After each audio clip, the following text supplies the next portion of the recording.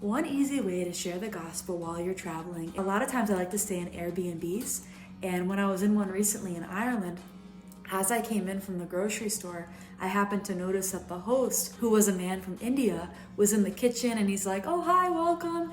And I hadn't met him before, so I kind of walked in and he was making dinner, and he's like, "Would you like some?" And I had actually just gotten dinner. I was like, this is a good opportunity to share my faith with him. So I was like, "Yeah, sure, thank you so much." And we sat down, and he had some soup and some garlic bread, and he shared his meal with me. It was so kind.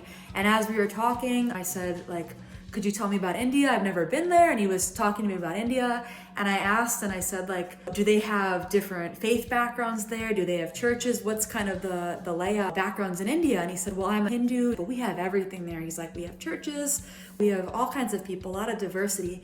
And then I asked him, I said, "Oh, that's so interesting. Like what do you believe in as a Hindu person?" And he was sharing his faith with me. And when he was done sharing about his background, I said, "Oh wow, I'm a Christian."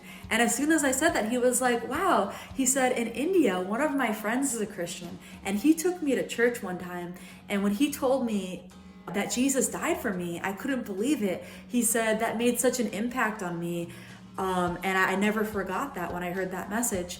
And I was so excited to hear that. And then I continued by saying, "Yeah, we actually celebrate that Jesus died for our sins, and not only that, he came to life 3 days later, and hundreds of eyewitnesses saw him." And he was astonished, and he was like, "Wait, he came back to life after he died?" And I said, "Yeah, he did." And he was like, "I have to read the Bible now." And it was such a great conversation. But just little ways like that of introducing the gospel and sharing it with your hosts and just other people you meet while traveling.